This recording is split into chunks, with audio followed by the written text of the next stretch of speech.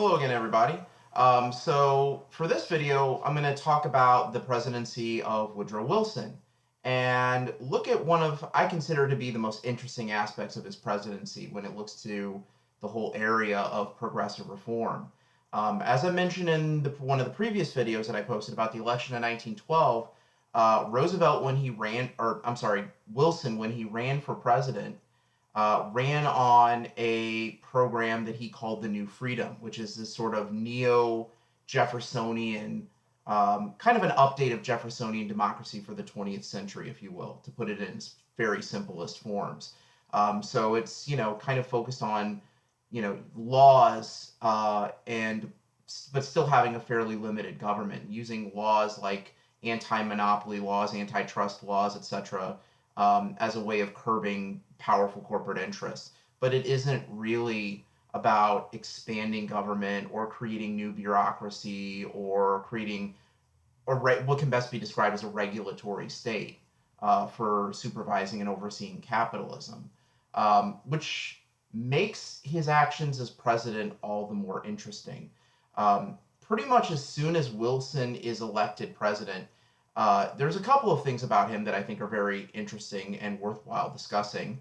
The first is that, as I've mentioned in some of my PowerPoints, Wilson is an academic, not a politician, um, at least not a very experienced politician when he's elected president. He'd only served about 18 months in public office at the time he was elected as governor of New Jersey. Before that, he was the president of Princeton University and is generally considered to be one of the pioneering figures in the field of political science. So he's an academic. He's not a politician in the strictest sense of things.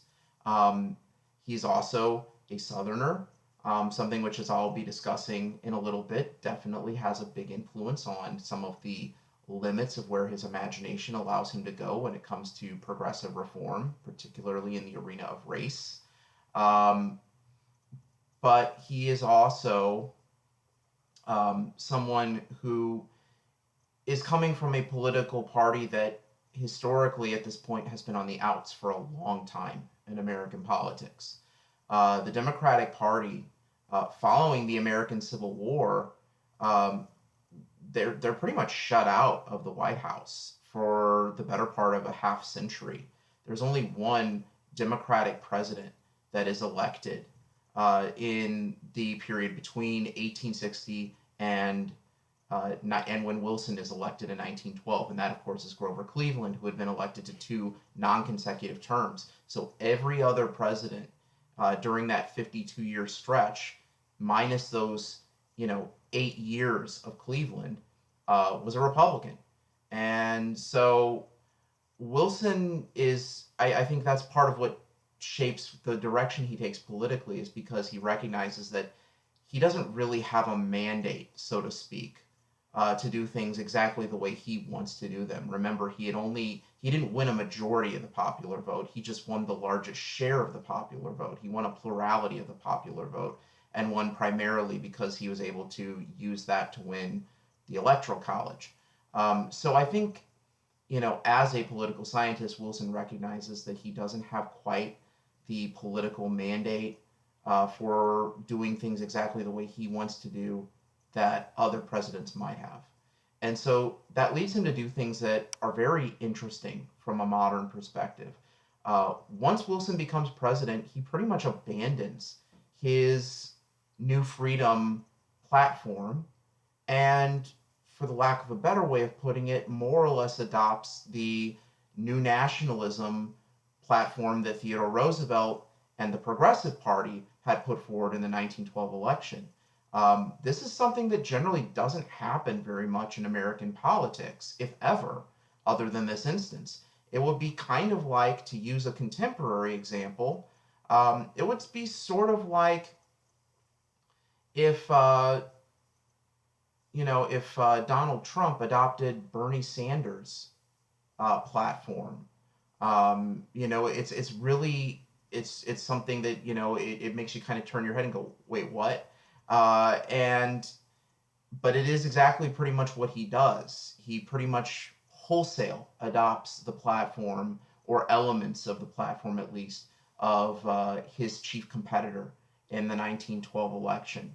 And so that's something that I think is very interesting about his presidency, and illustrates the fact that although he calls himself a Jeffersonian, he's less of an ideologue than he is a pragmatist. And he sees the popularity of the kind of progressive platform that Roosevelt had proposed in 1912, and ultimately sensing that this is, very popular with the general public, he adopts these things. Um, Not necessarily because he's, wedded to it, ideologically, just because he thinks it's good political sense.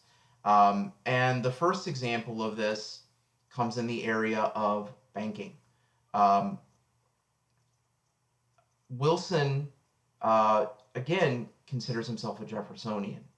Now, if you know anything about Thomas Jefferson and the early period of American history, you know that Thomas Jefferson really hated banks. And he really, in particular, hated the banking proposals of Alexander Hamilton, the first Secretary of the Treasury, who proposed creating a uniform national banking system in the 1790s.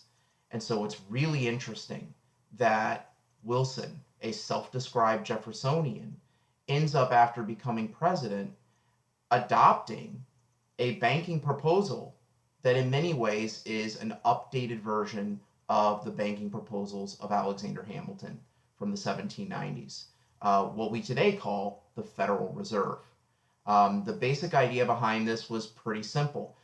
There was no standardized banking system in the United States during much of the 19th century, and as a result, currency fluctuated wildly. Um, Credit was very, very tightly controlled, and banks like those controlled by J.P. Morgan exerted enormous political and economic influence that the government was generally impotent to try to suppress, on two separate occasions. First in 1893 and then again in 1907, J.P. Morgan's banks actually bailed out the government, not the other way around. And that really was illustrative to many people of the power wielded by what people at the time referred to as the money trust. This very um, small group of bankers, led by Morgan, who controlled virtually every aspect of the economy, by holding control of the purse strings, which laid outside of the domain of the federal government. And so, what the Federal Reserve Act of 1913 sought to do was to create a new national banking system, that would exert actual meaningful control over banks like those controlled by Morgan, and which would allow for greater, flexibility in the economy. Remember, one of the main causes of the Depression of 1893, or at least one of the factors that prolonged it, was the nation's reliance on the gold standard and that general inflexibility that that system created in the nation's economy. And so, what the Federal Reserve Act does, again, much like Hamilton's banking proposals of the 1790s, is it creates this private government, this privately run, but government supervised series of banks, 12 regional banks, one of which is actually, of course, right here in St. Louis. Um, and what these banks are given responsibility for is, issuing currency, and distributing currency, but they're also, more importantly, set up with a board of directors, who are appointed by the president and approved by the Senate, confirmed by the Senate, who get to determine things like interest rates on bonds and various other credit instruments. If you've been following the news in the last few weeks, you've probably read some stuff about this, about how the Fed is trying to do various things, cutting interest rates to zero, for example, to try to stimulate the economy in the face of the current crisis that we're living through. So these are, kind of examples of the sort of powers that the Federal Reserve Act gives the banking system. And again, this is something that philosophically it runs completely counter to what Wilson says he believes in. And what he says is his idea of how the government should respond to these sort of things. But it is, again, very politically popular, and it embodies the kind of, regulatory state action that Theodore Roosevelt had proposed in the New Nationalism in 1912. Um, Another example of how Wilson, kind of uh, bent his ideological, you know, ideas to fit the current political mood, came the following year in 1914 when, after successfully lobbying the passage of a even stronger antitrust act. Remember that in 1912 he had run primarily on strengthening antitrust laws rather than creating new regulatory bodies to supervise and regulate business. Wilson, after helping secure passage of the Clayton Antitrust Act, he decides he's going to embrace the kind of, you know, big regulatory agency that Theodore Roosevelt had advocated as a means of curbing monopoly and regulating big businesses. This ends up coming to fruition in 1914 with the creation of the Federal Trade Commission. And what the Federal Trade Commission does is it empowers the government to, again, issue cease and desist orders, to break up monopolies through regulatory committees rather than pursuing lengthy court proceedings. And it allows for the government to more directly regulate how businesses go about, consolidations, things like that.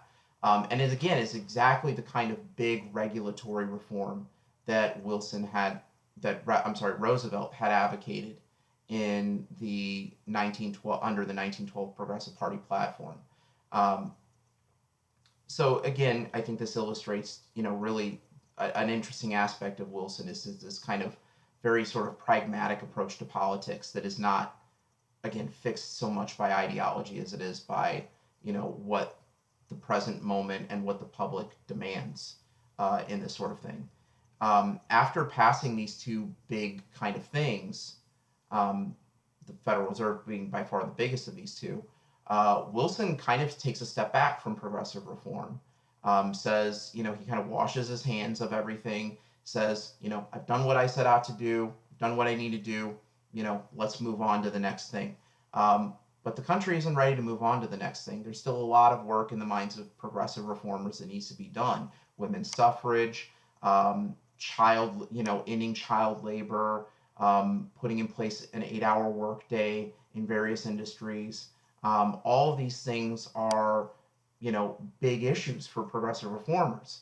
Um, some of them Wilson takes a lot longer to come around to than others, most notably women's suffrage, which he doesn't really come around to and embrace until near the end of the First World War, um, which I'll get into in a future video, his turnaround on that.